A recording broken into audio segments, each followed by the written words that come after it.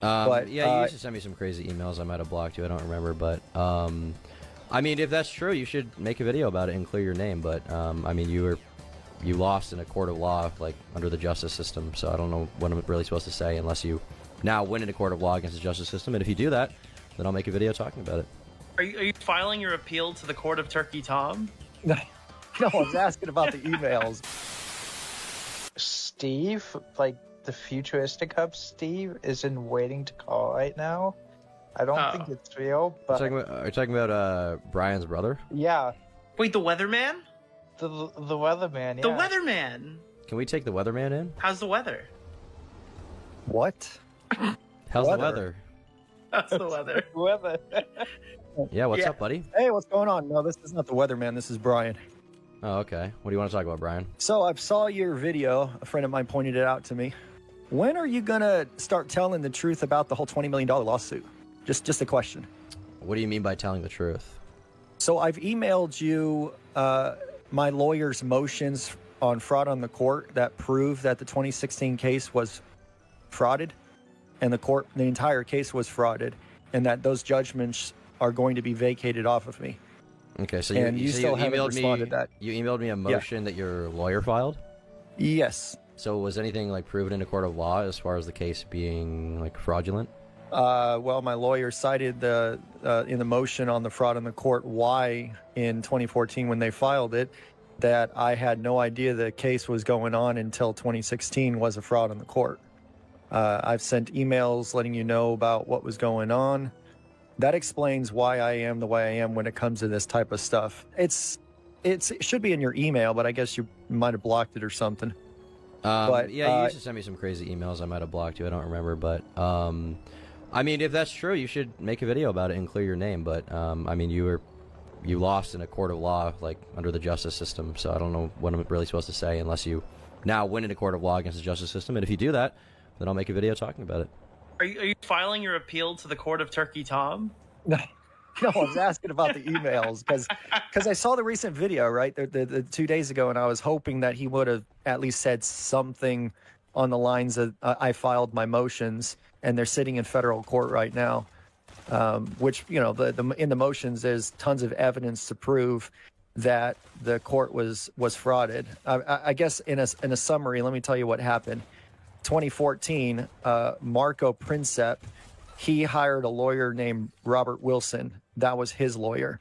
And in 2015, I was added to the lawsuit by the plaintiffs, and the Robert Wilson, which is Marco's lawyer, told Marco, hey, listen, if I'm going to represent Brian, then I'm going to need some money for that. And behind my back, he was paid about, I think is like 5 or 10 grand to represent me without even knowing it. And so Robert Wilson actually went to the court and said, hey, send the summons over, Brian's summons, to my office, which this is all in the motions and the evidence, to my office, because I'm going to be representing Brian. So this happened in May of 2015.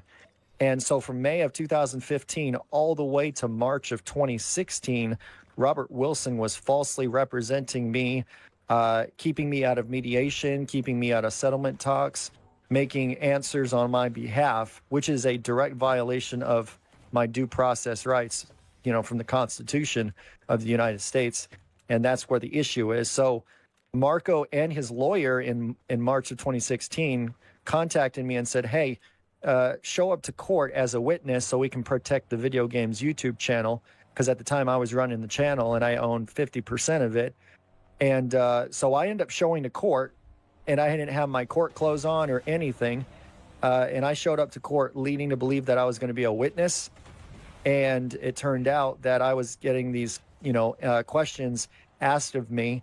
And then when they said, and you've been sued, and in the court, I said, no, I haven't been sued. I don't know what you're talking about, right in front of a jury.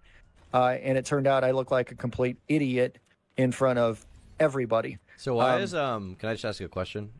Yeah. Why is all this like being brought up now? Because I've never heard this from you. The most that I've heard is like you saying you didn't own the Futuristichub channel, you going to England. I mean, there's a lot of crazy calls between you and Brandon that Tommy C has shown. There's stuff like that. There's a whole thing with your wife Holly. claiming that she actually was running the channels the whole time, which I don't believe. How come none of that was? How come everything you're saying now, I've never heard it? Was this in the entire court case, or is this only being brought up now that you've lost, or like what's the deal? So here's what happened. It was in September 2020. The plaintiffs filed a collections lawsuit against Holly for the YouTube channels, and then added me to the lawsuit against the YouTube channels. So we were fighting that lawsuit from 2020 until trial, which was April of 2022. And then from April of 2022, when Holly and I lost that lawsuit, what happened was they brought the collections to England. And all of that came out in discovery. So I contacted Robert Wilson and I said, hey, could you tell the English courts what happened and how did this judgment of 2016 came to be? Because they had a provision in there in the English courts that if a judgment was procured by fraud and substantial against natural justice, that it wouldn't be allowed to be registered as a foreign judgment in England. So when I contacted Robert Wilson, he emailed me and agreed, obviously because of statute of limitations in America and too much time has passed, he agreed that he would talk to my attorney, solicitor in England, and get a witness statement signed and done stating exactly what it was. And inside the witness statement, that's all in the motions. It literally says at no point did he ever take instructions from me. And all the things that he did in the lawsuit was instructed by Marco Princep alone. And so we got that in June of 2022. We got that witness statement. And so right there, I had more evidence. I didn't know that it was actually that type of fraud. I knew that nobody was telling me about the lawsuit. I thought it was Marco who kept me away from it, and I didn't know what was going on. Okay, when I saw that, because my original question is, if all of this is real, why have you never talked about any of what you're saying right now? Like, I never heard any of this. All I've heard is like, I don't own the channel, I never owned it. Holly ran it the whole time. You were kind of like dodging assets. You left to England. There were a few times. I mean, I've shown I've made, I think, two videos mainly about you at this point, and then I had the more recent one that was kind of a recap. Everything in those videos, to my knowledge, you've never really responded to or debunked any of it. So I guess my main concern is just like, why have you not responded to that? And why are you not like, if what you're saying is true, why haven't you made like a video or, I don't know, some kind of document manifesto debunking it all and showing the world that you were right the whole time? Well, it's because we're still waiting for the appeal opinion to come back. Everything that I've said, everything that Holly said, we've all got that in the trial. And on our side, we're sticking with our side, and then the other side, they're sticking with their side. But we're really confident that we're going to win the appeal. Should we win the appeal, then I'll have no problem having that document and that judgment showing that, hey, we were right the whole time, we won the appeal, and do it that way. But, the process takes forever. We had the argument for that appeal was in November of last year, and we're still waiting for that opinion. I mean, if I come out now and say it, obviously, nobody's, it's going to be 50-50. I see people believing me. I see people not believing me. I see people believing Holly. Oh, no, there are people. I mean, they're the actual fans. There's a lot of them, too. There's a lot of fans out there.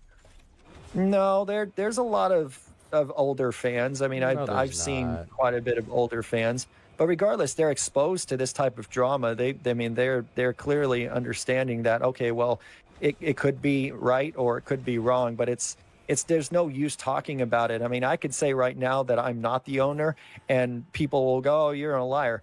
I can say I'm the co-founder because I am. I mean, sure, I can be a co-founder. I did a lot on that channel, but Holly did too as well. She was there and she was making videos too, and there's videos to prove. Wasn't she like a child when she would have been doing that? So that's what I wanted to bring out. When I was working on the video games channel, and I think a lot of people do know this, I had to recruit, content creators. And a lot of these content creators were teenagers, 15 years old, 16 years old, 13, 14, whatever. But that's kind of how the demographic is online.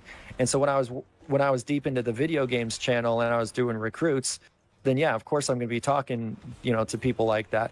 But as far as what you said, I noticed that what you said about the whole Holly situation. Okay, so if you've hired a bunch of teenagers to help you make your videos, right? Like I have people who help me make my videos. They're not teenagers, they're adults.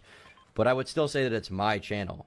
I'm the founder. I am the founder. Like Holly was, how old do you claim Holly was when she started helping you out? 13. Okay. Do you think it's realistic that anybody in a court or outside would assume that you co-own a YouTube channel with a 13-year-old when you're the one like directing and instructing everything? You got a ton of videos on YouTube of you saying, I'm Futuristichub, I'm the owner of Futuristichub, this is my channel, and then all of a sudden it's like Holly? Well, the thing is, I never said I was the owner of Futuristichub. And people called me Futuristichub because my voice was, undoubtedly the voice of the channel. And so my voice is the one that's actually the one that people think about when they think about the channel itself. So that's why I'm saying, if I say I am Futuristichub, okay, that's fine. You can call me Futuristichub. But as far as the legalities of it, ownership, I think you're able to own a YouTube channel when you're what, 12? I think it's the age of 12, right? On YouTube. So, and there's a lot of young people, especially artists who are 12, 13, 14, 15, who are animators, and it is believable that they can make these type of videos. To be honest with you, I just think you're full of I think you made the channel. But Futuristic whose name is on the partner agreement? Like whose AdSense account gets charged? So as far as the partner, there was no partnership agreement, and I you know what, it's the same thing when I was partnering with Top Trends. I think you know who Cameron is for Top Trends. Mm-hmm. We didn't have a partnership agreement, but we were working together on it. What do you think like a 50-50 type thing. About what your wife said about you making weird comments to Holly when she was 11 years old? What do you think about that? I think she was coerced into saying that because what she was saying was a complete lie. It goes against the evidence. She says that I met her when I met Holly at age 10, but now the court records say it was 13. So again, we have to go by what the record says. So 13. Even if she's 13, like what would you say in response to her saying you made weird comments to her when she was 13, right? Yeah, but there was no weird comments, though. The only thing that I've said to Holly was she's really good at what she does, and I'd like to work with her. At no point, I mean, what kind of comments are we talking about? Because I did see my ex-wife say that, but she didn't point out or even have any proof of what it was that I would have said. But I did meet my ex-wife, Chrissy. I met her in 2010 online and on YouTube, and that's actually how I met her. Okay. So maybe, I mean, it's possible that your ex-wife lied. I mean, that's, I don't know. Who knows? I wasn't there. Well, she doesn't like, of course she lied. She doesn't like me. She hates me. She hates the idea that, and again, I didn't divorce her. She divorced me. I know there's a lot of people saying that I quickly divorced my ex-wife and then married Holly. That's not what happened. She left me. What do you think about, because some people would probably say it's weird that you, like, how old were you when you met Holly? Because you had a professional relationship before a personal one, right? You know how old you were at the time? Oh, God, I don't even know. I'm trying to do my math right now. 30 something? You're 40 now, right? No. No, I'm not 40. 39. Okay, so you might have been late 20s? Yeah, I think that sounds about right. So a lot of people would say that it's weird that you were, let's say you personally draw a distinction between there was this professional relationship and then at some point it becomes a personal relationship. A lot of people would call it grooming, I think, when they hear that you met this girl when she was 10 or 13 years old and you were in your mid to late 20s. You start working together, you're paying her for things, and then at some point, you develop an actual relationship and you get married to her. A lot of people would connect the dots and say something weird is going on there, right? Well, no, I mean, when we were working together on the Minecraft animations, that's just specifically what it was. And at points, she wanted to be my friend, even when she was 16. And I told her, no, I can't be your friend. I can't talk to you like that. It's strictly professional. But then at the time where she was around 18 or 19, we started talking more and we started becoming more, friendly. And then after that, I got into divorce, obviously, and I met her. And of course, I was, old enough, and she was old enough. I mean, you can call me a YouTube version of Leonardo DiCaprio all you want. I mean, I really don't care. But it is what it is. It happened. It's not like I did anything illegal. I mean, she's 18. I'm of age. I'm allowed to do that. I don't see a problem with that. And let's just be honest here. Is nobody knows my mental diagnosis, and I can say right now what my mental diagnosis is. I had a mental diagnosis of last year. I have autism. I'm an autistic male.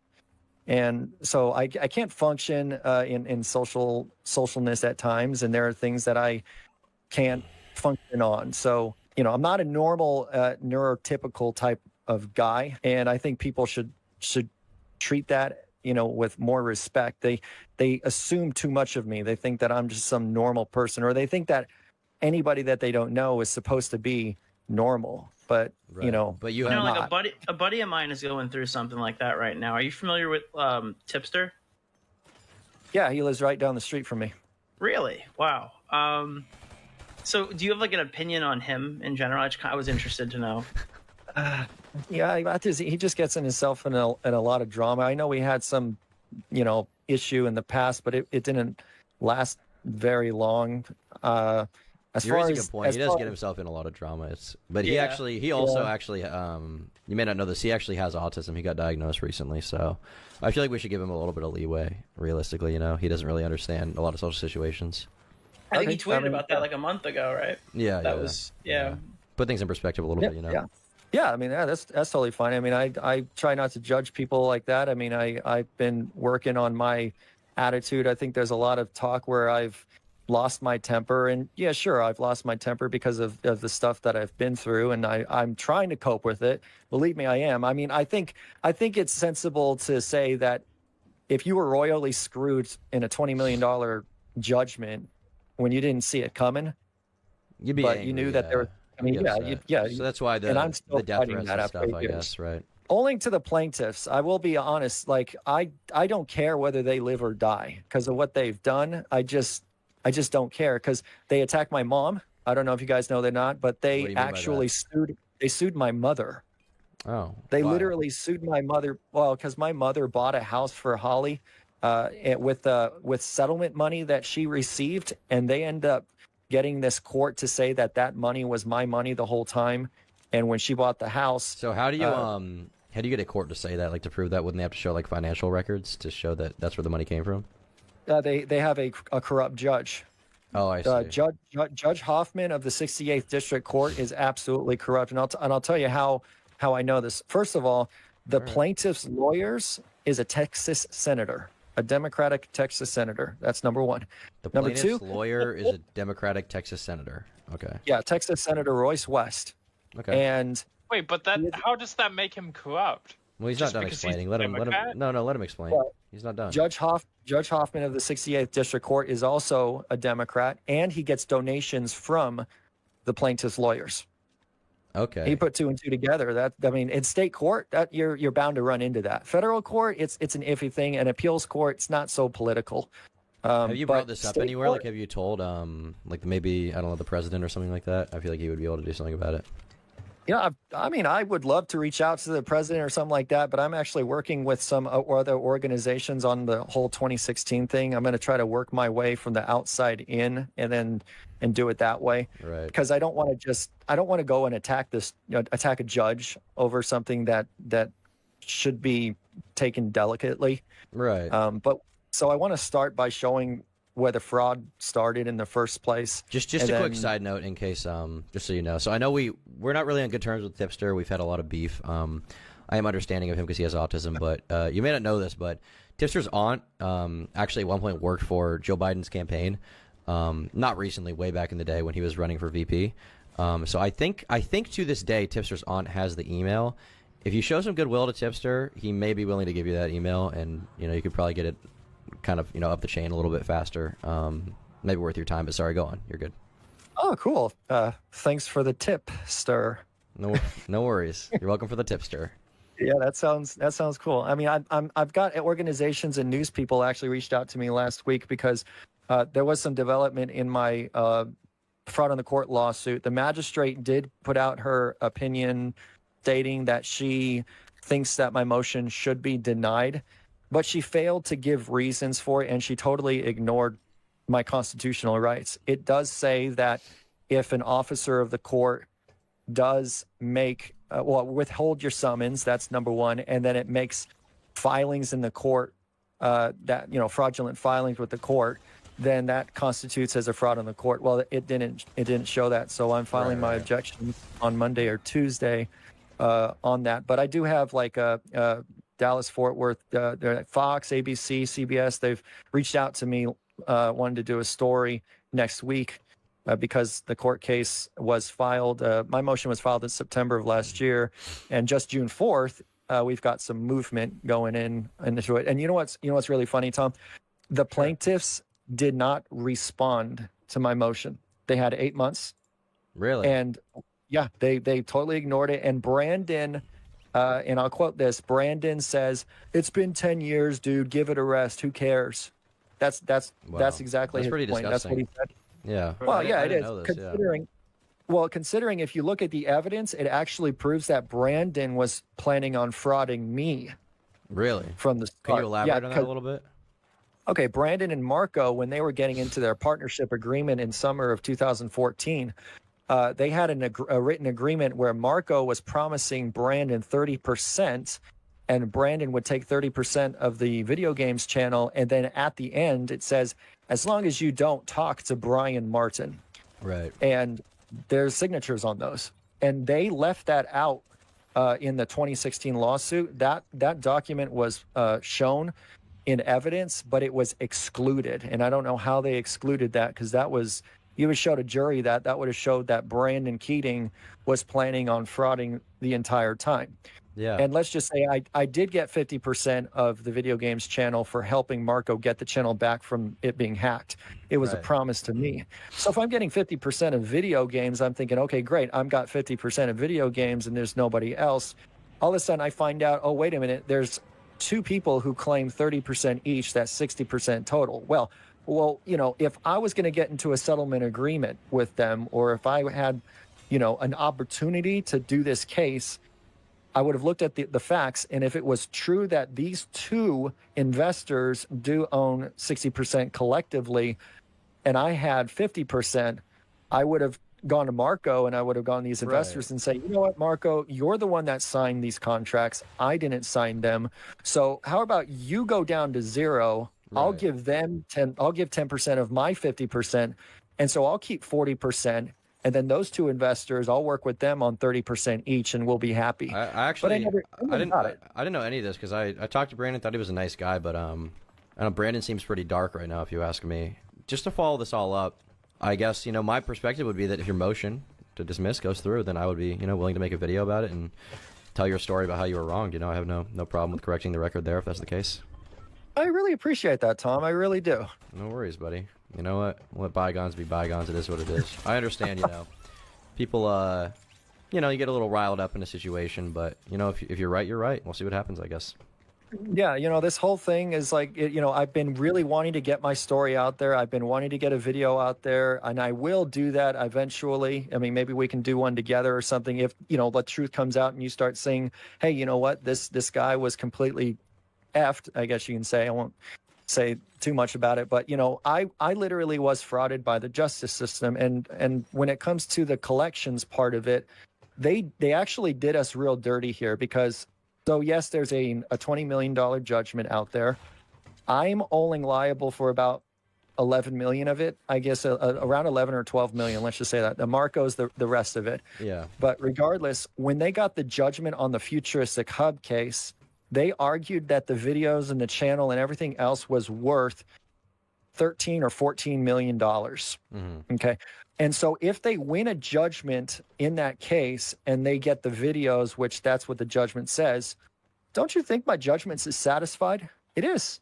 Yeah, the whole thing would be satisfied. Undoubtedly. But, now they're playing it funny, because now they're saying, oh, no, I'm sorry. That 13 million is actually excluded from the 20 million. It's just we're just going to take the 13 million of assets of what we think, and we're still going to attack you on for the 2016 judgment. So that's kind of what the appeal is about on that side. Is, first of all, they didn't prove that the videos were worth 13 million. That's the number one thing. Number two, one of the appeal judges was even saying, okay, well, wait a minute. This is a collections suit. So you're trying to collect money from these YouTube channels for your $20 million ticket. But so how does that work if you're going to be doing a collection suit and you've got these damages of 13 million, and now you're saying that the judgments are now worth 34 million. I mean, it doesn't make any sense. Right. And so what they did was they were using these back doors with this corrupt judge. And honestly, and I hate talking down on judges. I mean, I have a lot of respect for the judges. I've got a lot of respect for lawyers. But when you're in a predicament like this, it's like when you're in something like this, you just can't help but to say that when you're actually you're gonna get frustrated when the legal system's like this. I mean, we all know what the Democratic Party's been up to, so it's not surprising that was going on. You know, honestly. So. Oh well, raining illegals in over the borders right now. They are doing. I mean, I don't have an opinion. I mean, I can tell you right now, if you guys want something to do, okay, go on Google and type in @real Donald Trump and Futuristichub, and you'll see my pal Donald Trump tweet the Futuristichub out. Sure, I'll you check can do it it right now. It's pretty cool, actually. Yeah. All right. Well, thank you for calling in, Brian. I'm glad you got to share your story a little bit. I appreciate you, Tom. I appreciate you, and thank you so much for letting me share everything. And I hope that this thing ends on a positive note. On the end note, I saw the life and intent thing. Yeah, not proud of that. I again, as you know, I'm still learning. I think as I get older, I'm starting to try to understand the whole empathetic thing when it comes to autism. I can tell you right now, I acted a little too fast, and I wasn't really thinking about a lot of people's feelings when I was in my teens. You mean like the whole, child, the whole like epic earthquake? Yeah, thumbs up for epic earthquake. Yeah, that was a troll. That was something that I thought was funny at the time. I thought maybe it would get some views, but it just wasn't what I expected. And that was definitely my bad right there. But other than that, I'm still trying. When it comes to living with a $20 million judgment for 8 years, it's difficult because when you have that much debt and you got these people that are doing some shady things. Look, I live in California now. I've been living in California for a year. I actually signed up as a contractor for my brother's company. And my brother's an entrepreneur. He's a weatherman and he owns media businesses. And so I signed up as a contractor. The same Brandon that we're talking about, he filed an out-of-state garnishment in the same Texas court, and I can show you the motions there, against my brother's company. Wow. Telling the judge that that's my money. That's very dark of Brandon to do. Holy. Yeah. And so now Kevin's actually sued Brandon in California court, Brandon and the judgment creditors and JP Morgan Chase. Kevin's actually sued them in California, and they're dealing with that right now. And he got a TRO, which the judge in California sided with Kevin and said, hey, wait a minute, Brandon and Chase, you guys can't do this because this is an out-of-state thing. How would a Texas judge sign this order from somebody who's not even a resident of Texas? There's a lot of that stuff going on. My good friend Tumad was driving in Oregon, and they say that he's responsible for stuff in Los Angeles, but he was literally driving in Oregon the entire time. So I don't understand how this can apply to California. He was placed in an entirely different state at the time of the issue. Yeah, he was literally driving in Oregon. So I don't even understand how they brought that to court. But how could you? Yeah. If you're driving in Oregon, how can you be brought to justice in Los Angeles courts? I just don't. He's not in Los Angeles. Yeah. He's in Oregon. Yeah, driving. he's in the grave. Yeah, no, he would not have personal jurisdiction, so he would have to go to Oregon. That's what I was saying. They should have done it in Oregon. That's what he said. Nobody listened.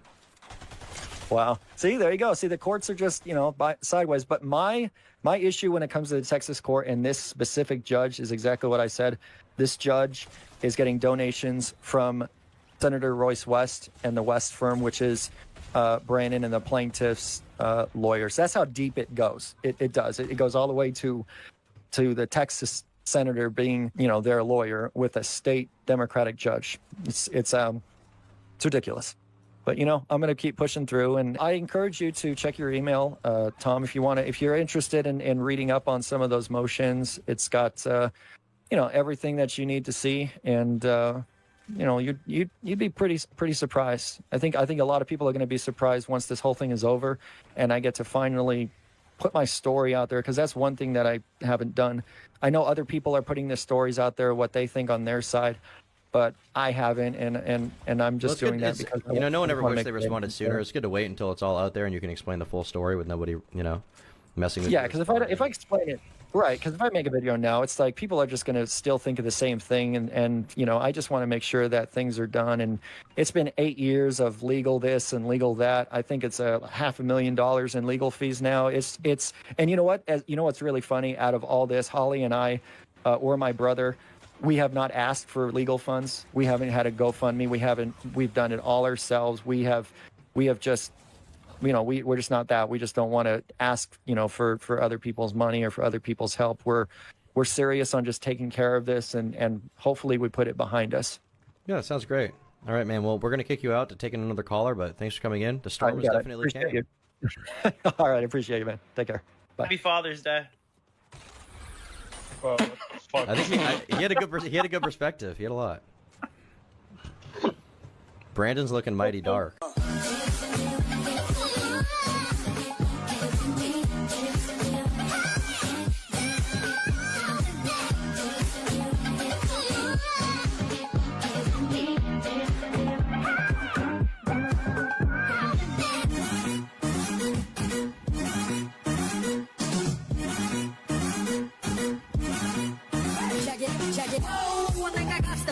I'm heated, pumping up the meter. Roll me a ringleader, bad party bleeder. Make this with a storm, lead after leader. Hey, can you dig it? I come alive, calling, give me what you got. Back up, stick up, pump your fist up. You took the side of the buckshot, so bust slip up. Morning like a kid, make it feel alright. Move it up all night, body rock, show me what you got.